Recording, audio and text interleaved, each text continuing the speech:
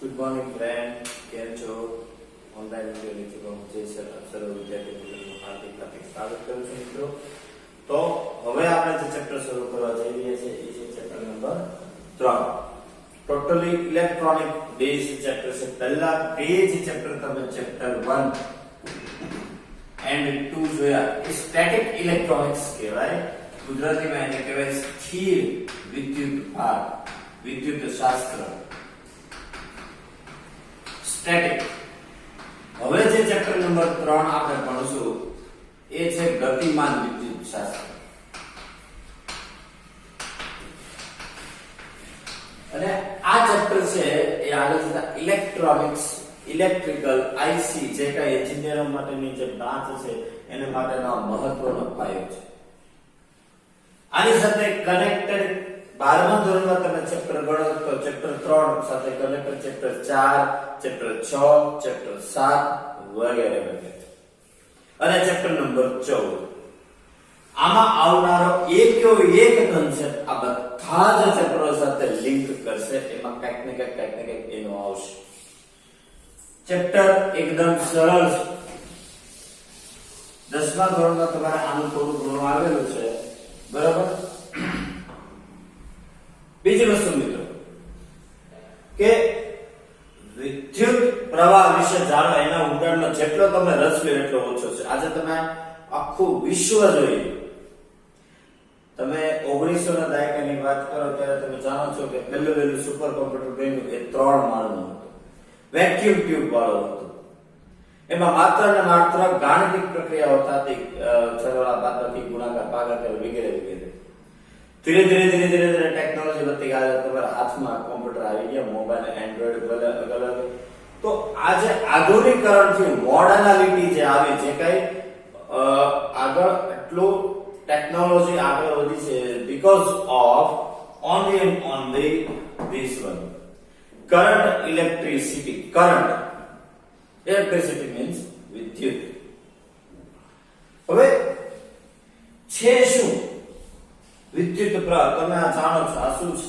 તો કે આ એક સાદો વાયરનો ટુકડો છે, પણ આ સાદા વાયરના ટુકડાની તાકાત તમને નથી ખબર. આની અંદર કેટલું તમને આ કોપરનો વાયર છે, ઉપર એ વેક્યુમ પડ છે કે જેને કારણે તમને કરંટ ન લાગે. પરંતુ આ એક વાયરનો ટુકડો મિત્રો કેટલા કામમાં આવી શકે. આ વાયરના ટુકડાને કોઈ બલ્બ લગાડ્યો અને જો બેટરી સાથે જોડતો એ બલ્બ થાય. આ વાયરનો ટુકડો કે કોઈ કનેક્શન દેવામાં ઘરમાં આપણે આપી શકીએ તો એનો ઉપયોગ થાય. પણ એવું શું થાય છે આમાંથી કે જેને કારણે બલ્બ, પંખો, એસી, ટ્યુબલાઇટ બધું થાય? એવું તો શું થાય છે એ ભણવાનું છે આ ચેપ્ટરમાં. પાયાની શરૂઆત કે આની અંદર શું એવી પ્રોસેસ થાય છે. આ કોપરનો ટુકડો લ્યો કે તમે પછી માનો કે આ ડેટા કેબલ છે, તમે જોવો છો આ વાયર, તમને ખબર જ છે. એક બાજુ તમે ચાર્જર અને એક બાજુ મોબાઈલ ભરો એટલે કઈક અહીંથી અહીંયા કઈક આવતું છે જેને કારણે આને કારણે તમારો મોબાઈલ છે એ ચાર્જ થાય. એવું શું છે એ ભણવાનું છે. શું કામ છે એ ભણવાનું છે. શું ફાયદા, શું ગેરફાયદા એ ભણવાનું છે. શું કામ મોબાઈલ ઘડી ચાર્જ કરવો પડે છે આફ્ટર સમ ટાઈમ? શું કામ એની બેટરી ઉતરી જાય? એ બેટરી આપણે કહીએ કે બેટરી ઉતરી જાય, પણ હવે જયારે આ ચેપ્ટર ભણશું પછી આપણે ટેકનિકલ પર્સન થઈ જશું. પછી આપણે એવું નહીં બોલી શકીએ કે બેટરી ઉતરી. પછી હું તમને એક શબ્દ સાથે કહેવી દઈશ કે આપણે ઈ બોલો કે ઈ થાય. તો શરૂઆત કરી આપણા વાયરના ટુકડાની અંદર. એવું તો શું છે કે જેને કારણે આખી દુનિયા છે આના ઉપર હાલે છે?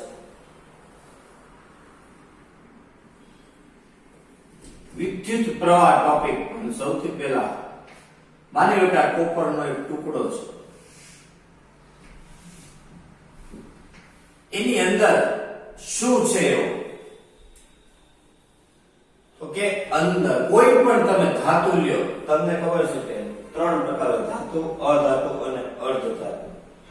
ધાતુ છે એ પોતાનામાંથી પ્રવાહને પસાર થવા દે, અધાતુ ન થવા દે, અર્ધધાતુ ક્યારેક થવા દે ક્યારેક નહીં. એનું આખું ચેપ્ટર છે. તો ધાતુની અંદર એવું શું છે?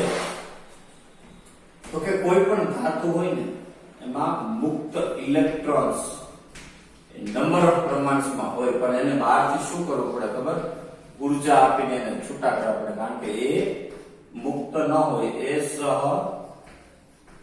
સંયોજક બંધમાં હોય. આપણે ભણી ગયા 11મા ચેપ્ટરમાં કે બહાર નીકળ્યા કે એને હીટિંગ આપો એટલે કે ઉર્જા આપો, ફોટો ઇલેક્ટ્રિક અસર ભણી ગયા તો ઇલેક્ટ્રોન મુક્ત થાય અને એ વહનમાં ભાગ લે. તો જે ઇલેક્ટ્રોન છે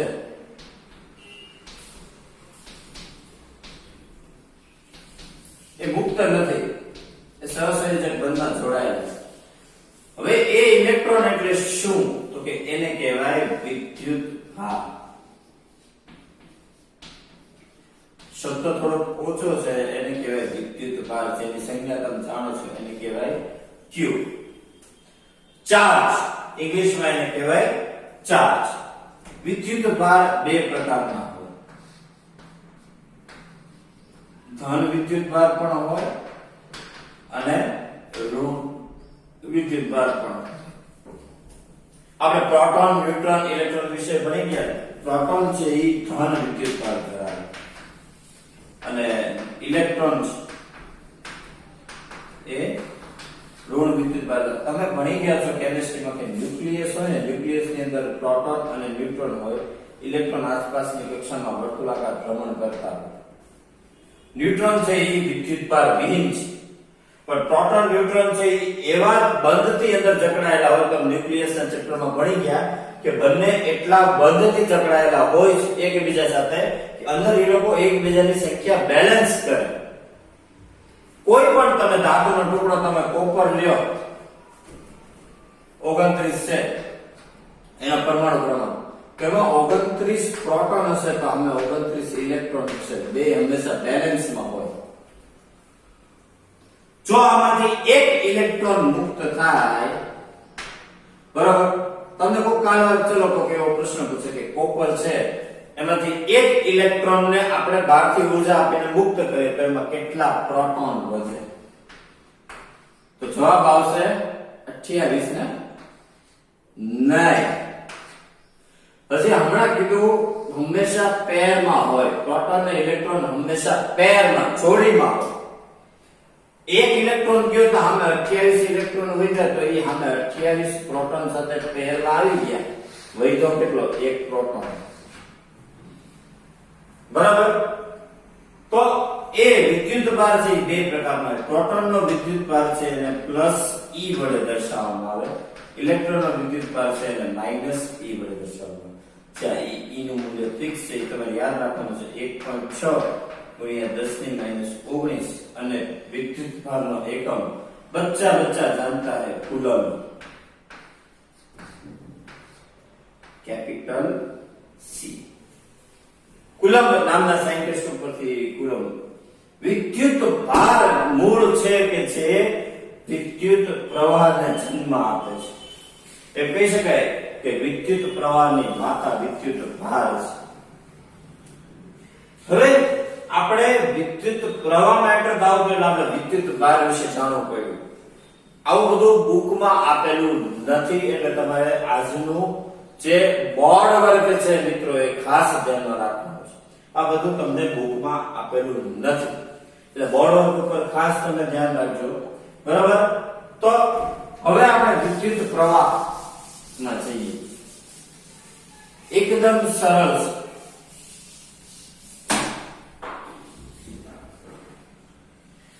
વિદ્યુત ભાર માની લો કે આ આપણે એક વાયરનો જો આ ટુકડો છે, માની લો આવો જ છે, જો બે બાજુ. હવે ઇલેક્ટ્રોન મુક્ત નથી, બહારથી તમે ઉર્જા આપો એટલે કે બે છેડે તમે કઈક વિદ્યુત સ્થિતિમાં, એટલે કે તમે બેટરી જોડો એટલે શું થાય ખબર? ઇલેક્ટ્રોન છે એ બંધમાંથી મુક્ત થાય. હવે મુક્ત થાય એટલે શું થાય ખબર? બહાર નીકળવાની જગ્યા રોકે. એટલે એ શું કરે ખબર? એની બાજુના ઉર્જા આપે, એની બાજુના ઉર્જા આપે, એની બાજુના ઉર્જા આપતા આપતા આપતા એથી બહાર નીકળે અને સતત ફ્લો છે એ શરૂ થાય અને આની અંદર વિદ્યુત ભારોની ગતિ અને એને કારણે જે ઉત્પન્ન થાય એને કહેવાય વિદ્યુત પ્રવાહ. બહુ સરળ વ્યાખ્યા છે કે સહસંયોજક બંધમાં જકડાયેલ ઇલેક્ટ્રોન્સ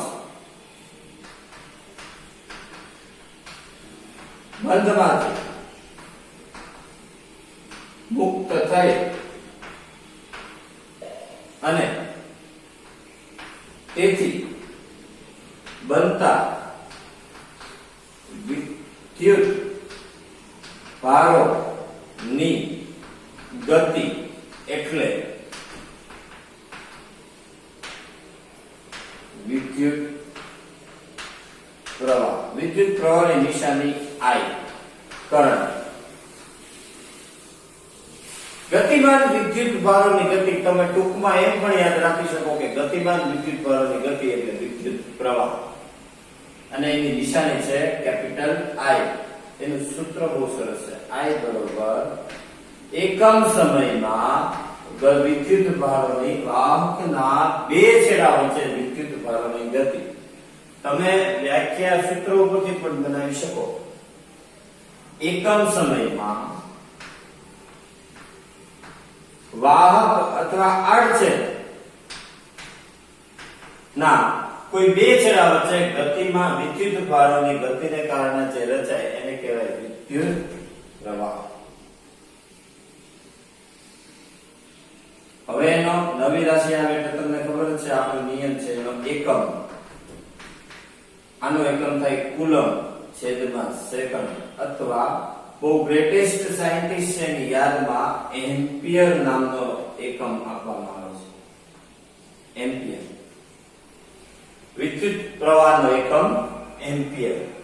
અને તો પછી પારિમાણિક સૂત્ર આપણે તમને યાદ જ છે આપણે બનાવીએ છીએ capital I N0 L0 T0 A1. અને જો વિદ્યુત ભારની દ્રષ્ટિએ કે તમને તો M0 L0 Q1 T-1 લખી દે. M0 L0 T-1 અને Q1 આ અથવા આ લખી રાખજો MCQ માટે બહુ કામનું છે. આ માહિતી MCQ માટે ખૂબ જ કામ લાગશે. બરાબર છે મિત્રો. તો આ છે એ વિદ્યુત ભારોની ગતિ એટલે વિદ્યુત પ્રવાહ, વિદ્યુત ભારોના ફાયદા. 1 મિનિટ માટે મૂકું છું, જોઈ લો ફટાફટ, પછી આપણે આગળ વધીએ.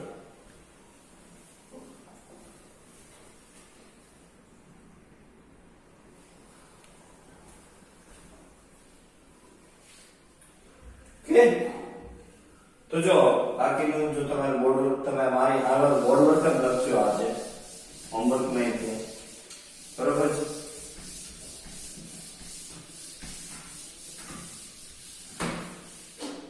એન્ડ આપણે નોંધવાના મુદ્દા આપણે નોંધી લઈએ.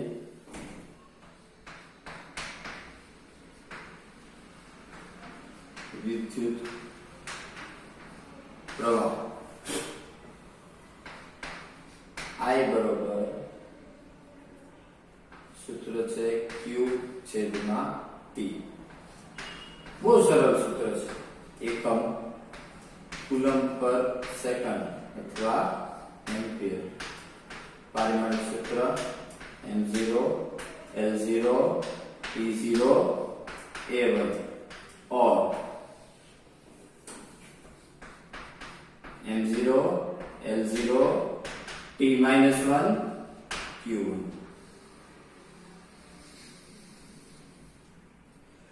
બીજી વસ્તુ મિત્રો કે માની લો ક્યારેક મિત્રો તમારી સામે કન્ડિશન આવે કે વાહકનો આખો વાહક ને એમાંનો કોઈ એક આડછેદ અંદરનો કોઈ લેવો છે. તાક્ષણિક તમે વેગ ભણી ગયા છો. વેગ એટલે dx/dt. આ તત્કાલીન વેગ હતો. આ તત્કાલીન પ્રવેગ હતો મિત્રો, તમે જાણો છો. એવી રીતે તત્કાલીન પ્રવાહ કેટલું મારે જાણો કે પર્ટિક્યુલર ખાલી આટલા આડછેદમાંથી કેટલો જાય તો ઈ આડછેદનો વિદ્યુત ભાર dq સૂક્ષ્મ અને એમાંથી વહેતો સમય dq dt એને કહેવાય તત્કાલીન પ્રવાહ.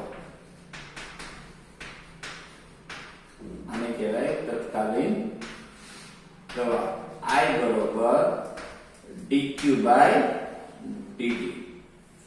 કાલવારે પછી તમને એમ પૂછે કે આમાંથી વિદ્યુત ભાર કેટલો, તો પછી q બરોબર સંકલન IDT કરવાનું. એ આપણે ભવિષ્યમાં તમને ખબર છે કે કોઈની સાપેક્ષે કોઈનું વિકલન જો રાશિ આપે તો એ જ રાશિનું બીજી રાશિની સાપેક્ષે સંકલન તમને પહેલી રાશિ પાછી આપણે જોયું તો v બરોબર dx/dt ઉપર તો x બરોબર આપણને પાછું મળે v એનું સંકલન કરવાનું. બરોબર. એક બીજી વસ્તુ આરો આપણે ન્યુક્લિયસ ની વાત આવી છે તો આપણે કરી દઈએ. માની લો કે આ ન્યુક્લિયસ છે, પ્રોટોન ન્યુટ્રોન ને આપેલી કક્ષા કે જેમાં ઇલેક્ટ્રોન છે, તો ઇલેક્ટ્રોન પરિભ્રમણ છે એ વર્તુળાકાર કરે, પરંતુ એને કેન્દ્ર તરફ કંઈક પ્રબળ આકર્ષણ બળ છે કે જેને કારણે એ કેન્દ્ર સર્કલને છોડીને જતો નથી, તો ફરે છે તો એ વિદ્યુત ભાર છે, તો એને કારણે પ્રવાહી હોય. તો ઇલેક્ટ્રોન માટે ફરતો હોય જ્યારે ઇલેક્ટ્રોન પરિભ્રમણ કરતો હોય ન્યુક્લિયસની આસપાસ, ત્યારે પ્રવાહ કેટલો? કાળવાળ તો એવું નહીં પૂછે. તો આપણી પાસે સૂત્ર છે I બરોબર q ના છેદમાં t. q એટલે ઇલેક્ટ્રોનનો વિદ્યુતભાર e, અને ફરે છે એક રાઉન્ડ પૂરું કરે જ્યારે પરિભ્રમણ કરતો હોય ત્યારે એક આવર્તકાળ જેટલું કરતો હોય. તમે સૌ જાણો છો. તો I બરોબર e/t. હવે આગળ કેટલા સૂત્ર બને જો 1/t એટલે f, તો I બરોબર e * f. I બરોબર e, t બરોબર જો ફરે છે એટલે 2πr/v.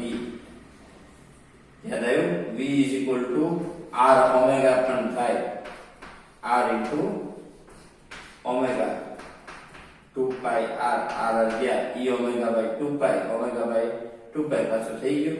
ઓકે. તો આ તો પછી એક સૂત્ર બને, પણ આરવાર સૂત્ર આવ્યા છે તો પછી એની માહિતી આપી દેવી જોઈએ.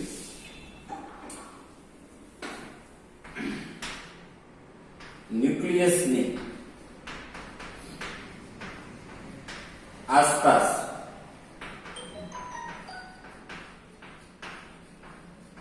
પરિભ્રમણ કરતા ઇલેક્ટ્રોનનો પ્રવાહ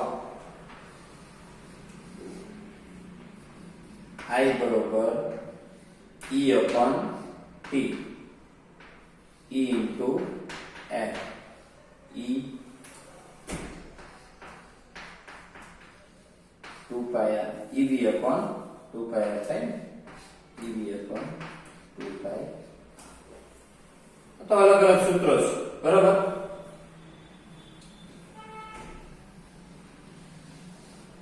ઓકે. તો જો પ્રવાહ વિશે આટલું ભણ્યા છે, હવે એની થોડી એપ્લિકેશન લઈ લઈએ.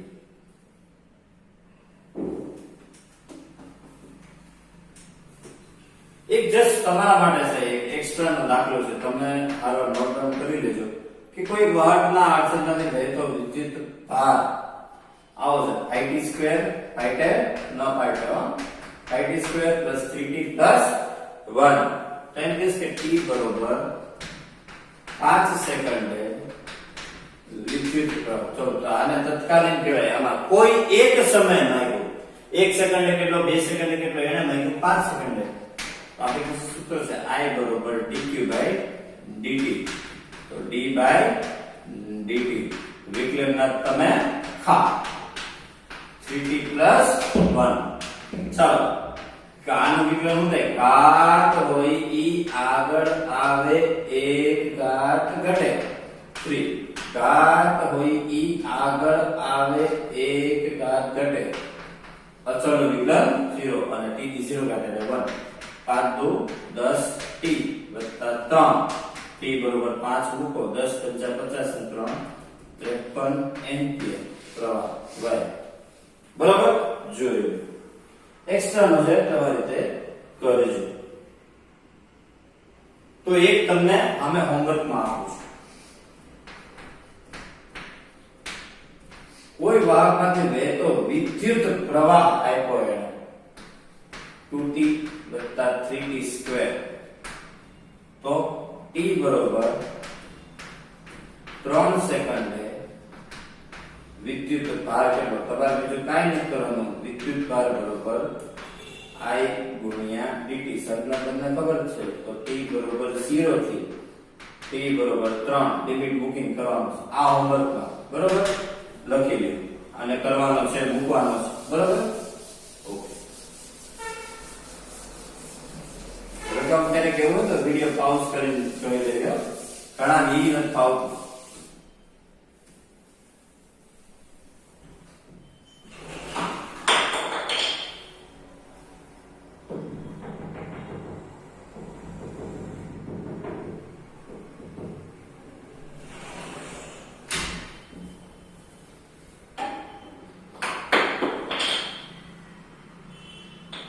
ચલો પહેલો એમસીક્યુ. આમાં લેવલ 1 એ જ એમસીક્યુ છે. એમાં પહેલો એમસીક્યુ, હાઇડ્રોજન પરમાણુમાં ઇલેક્ટ્રોન છે એને એનો વેગ આપ્યો અને ત્રિજ્યા આપી કે 5.3 ગુણ્યા 10 ની માઈનસ 11 ઘાત 5.3 ગુણ્યા 10 ની માઈનસ 11 ઘાત મીટર ત્રિજ્યામાં 2.2 into 10 raised to the power 6 metre પ્રતિ સેકન્ડ ના ઝડપથી એક પરિભ્રમણ કરી રહી છે. તો પ્રવાહ કેટલો? પ્રવાહ ભરે છે તો EV upon 2πr. હવે E આપણને ખબર કેટલો થાય 1.6 ગુણ્યા 10 ની માઈનસ 19 ઇલેક્ટ્રોનનો વિદ્યુતભાર V આપ્યો. ગણતરી કરશે પ્રવાહ મળશે. બહુ સરળ છે.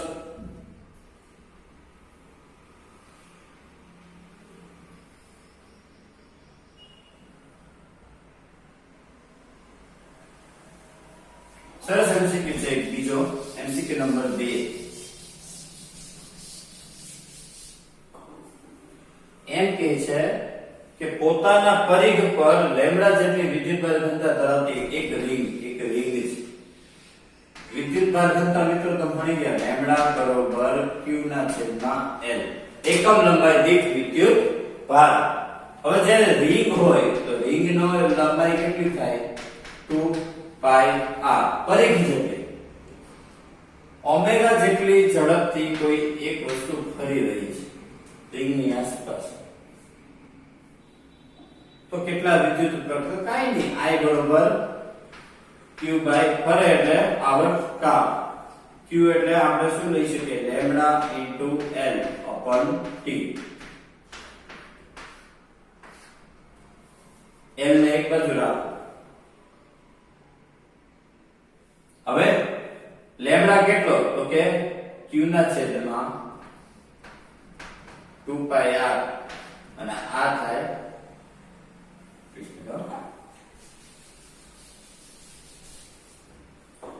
q is equal to શું થાય? Lambda into 2πr upon t એટલે 2π બાય ઓમેગા. 2π બાય ગયા I બરોબર omega r lambda.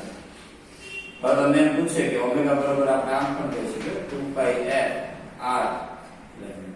Okay, ready મિત્રો? જોઈ લો.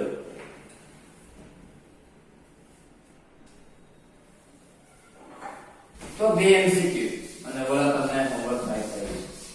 એક છેલ્લી થિયરી એક લઈ લઈએ.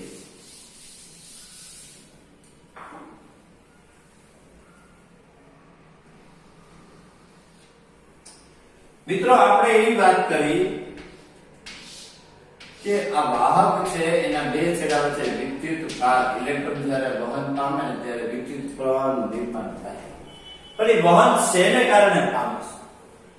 આ બે ટુકડો છે, આ બે ટુકડા વચ્ચે વિદ્યુત વહન થાય છે ને કારણે કે બહારથી મારે કંઈક એને આપવું પડે. એ જે આપવું પડે ને એને કહેવાય બેટરી. શું કહેવાય? વિદ્યુત. હવે એ બેટરી છે એ શું કરે ખબર? હવે તમને તો બહુ રસપ્રદ કહાની છે.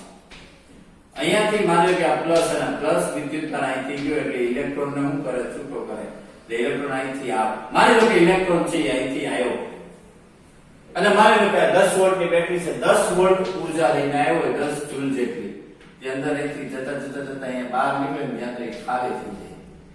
પાછો એ ઇલેક્ટ્રોન અહીંયા આવે, ચાર્જ થાય, પાછો 10 જૂલ લઈને જાય. એ પ્રોસેસ અવિરતપણે શરૂ રહે જ્યાં સુધી તમે કોઈ વચ્ચે બ્રેકેજ ન લાવો. એ વિદ્યુત ભાર છે એ કન્ટિન્યુઅસલી વાહકની અંદર છે એ ફરતો હોય. ક્યાં સુધી? તો જ્યાં સુધી એના બે છેડા વચ્ચે તમે બેટરી રાખી છે. એ બેટરી એટલે શું? તો કે એને કહેવાય વિદ્યુત સ્થિતિમાન. એની સંજ્ઞા છે V. વિદ્યુત સ્થિતિમાન હશે ત્યાં સુધી પ્રવાહ હશે. વિદ્યુત સ્થિતિમાન લીધો એટલે પ્રવાહ ગયો. તો તેનો મતલબ એવો થયો કે વિદ્યુત સ્થિતિમાન છે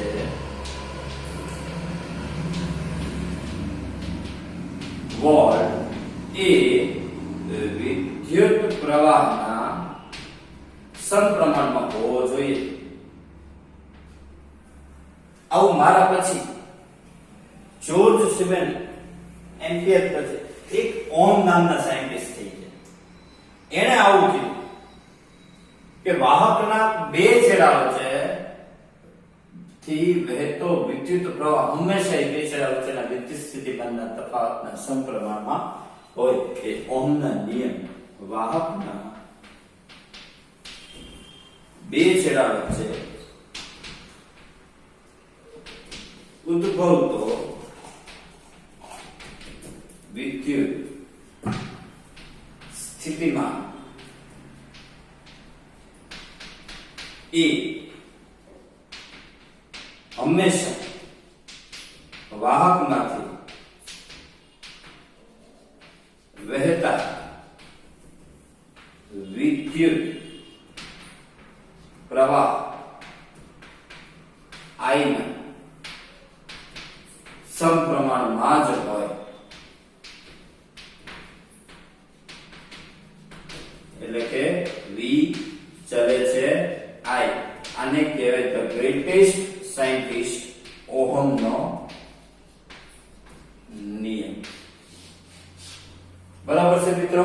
આને કહેવાય ઓહમનો નિયમ. જોઈ લો. પછી આ વાક્ય છે એ તમારે લખી કાઢવાનું છે. તમારે આજે બોર્ડ વર્ક ઉપર જ હાલવાનું છે. બરાબર છે? ઓકે, જોઈ લો. 10 સેકન્ડ સુધી રાખું છું. પછી તમારે વિડિયો પાઉઝ કરીને લખી લેવાનું. ઓકે, હવે જુઓ. હવે ઇન્ટરેસ્ટિંગ કામ છે.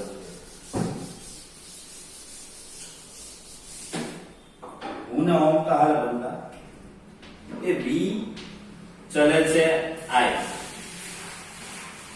હવે સમચલનની દિશાની કાઢો એટલે મારે અહીંયા આગળ કંઈક મૂકવું પડે. મૂકવાનું એને કીધું R. R એટલે અવરોધ.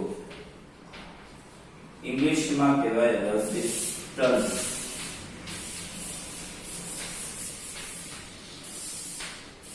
મિત્રો આ જગજાહેર કહાની છે કે જ્યારે વોલ્ટેજ અહીંથી આવતો હોય ઇલેક્ટ્રોનને નડે કારણ કે ઇલેક્ટ્રોનની વિરુદ્ધ દિશામાં વિદ્યુત ક્ષેત્ર હોય. ઇલેક્ટ્રોનની ગતિને નડવાનું કારણ કોણ કરે? તો કે વિદ્યુત ક્ષેત્ર. અવરોધ શું કરે? ઇલેક્ટ્રોનને માર્ગ આપે, એનો માર્ગ ક્લિયર કરે. કેમ? ટ્રાફિક પોલીસ છે એ ટ્રાફિક સિગ્નલ દ્વારા ટ્રાફિક છે એ ક્લિયર કરે. આ છે એ ટ્રાફિક ક્લિયર કરવાનું કામ કરે. તો વસ્તુ એ છે આને કહેવાય ઓહમનો નિયમ. જ્યાં R બરોબર આપણે આમ પણ લખીએ છીએ V/R. વિદ્યુત સ્થિતિમાનનો એકમ નવી રાશિ આવી એટલે આપણે તે જોઈ લઈએ. V એનો એકમ છે વોલ્ટા નામના વૈજ્ઞાનિકની આજ્ઞા વોલ્ટેજ અથવા કેપિટલ V. પહેલી વાર સંજ્ઞા અને એનો એકમ બે એક જ છે. અને અવરોધ છે R. એનો એકમ છે વોલ્ટ છેદમાં એમ્પિયર અથવા બહુ સરસ નિયમ છે ઓહમની યાદમાં ઓહમ. જો આવી નિશાની છે બિલાડીના ટોપ જેવી યાદ રાખજો. અથવા ઇંગ્લિશમાં એને OHM પણ લખે છે. ઓહમ યાદ રાખજો. 30-40 વખત આવી રીતે કરજો. હોમવર્કમાં જો કોઈને ઓહમની સંજ્ઞા છે ખરાબ આવે તો ટિબેટ લાગે ઓનલાઈન. કે વોલ્ટ અને વોલ્ટ પ્રતિ એમ્પિયર આના પારિમાણિક સૂત્રો મિત્રો હવે તમને આવડે તો મોટા થઈ ગયા. હવે બનાવી નાખવાના. બરાબર છે? તો આ ઓહમનો નિયમ બરાબર તમારી ટેક્સ્ટ બુક નો 3.4 ટોપિક મોસ્ટ IMP ટોપિક. ઓહમનો નિયમ સમજાવો. તમારે એટલું સમજાવવું પડે. બરાબર છે? અને એક છેલ્લો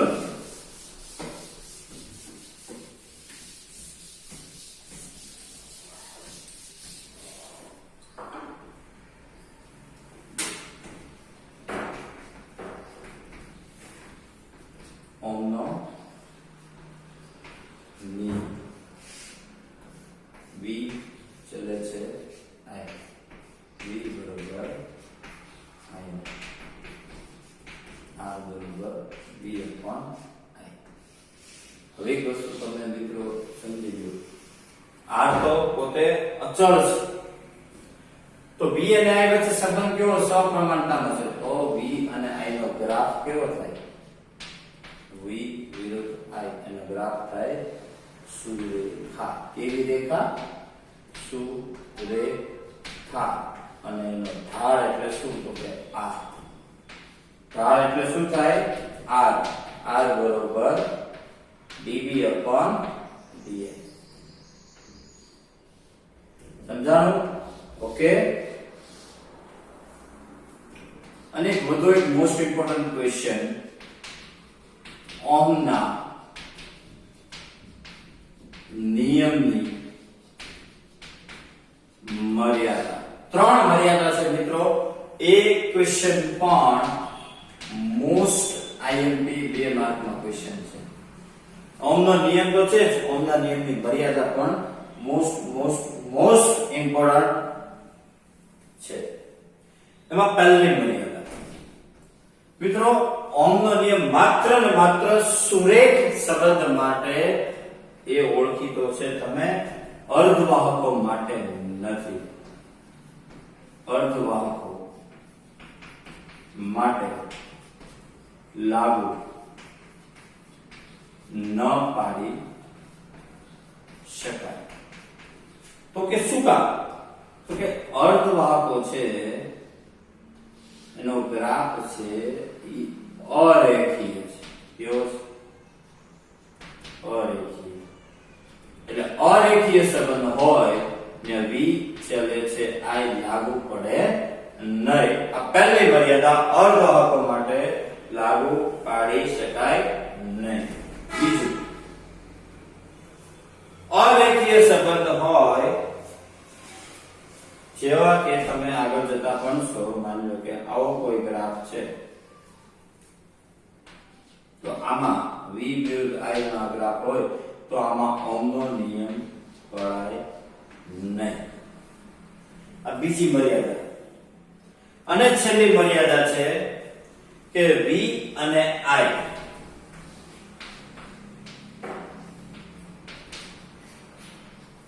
અનન્ય એવા મૂલ્યો હોય એના માટે લાગુ પાડી શકાય નહીં.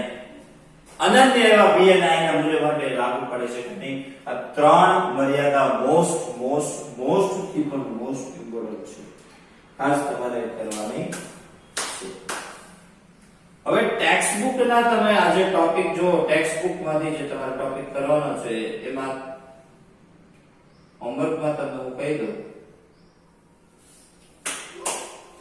હોમવર્ક માં લખી લો. હોમવર્ક માં ટેક્સ્ટ બુક ના ટોપિક છે 3.2, 3.4, 3.6. Again I repeat, text book માંથી જે થિયરી ચેપ્ટર નંબર 3 એના ટોપિક નંબર 3.2 એ W કેટેગરી, 3.4 એ મોસ્ટ IMP કેટેગરી, 3.6 એ IMP કેટેગરી. એટલે બીજું મોસ્ટ IMP તમને ખબર આપણે એક જ કેટેગરી રાખી.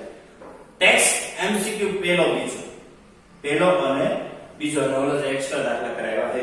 એટલું હોમવર્કમાં કરવાનું છે. અને બીજી વાત મિત્રો, આમાંથી કંઈ પણ ન સમજાય તો તમે WhatsApp માં ડાઉટ પૂછી શકો છો, ફોન કરી શકો છો. મિત્રો ક્યારેક અનુકૂળતાને કારણે જવાબ દેવામાં વહેલું મોડું થશે, પણ જવાબ મળી જશે. બરાબર છે?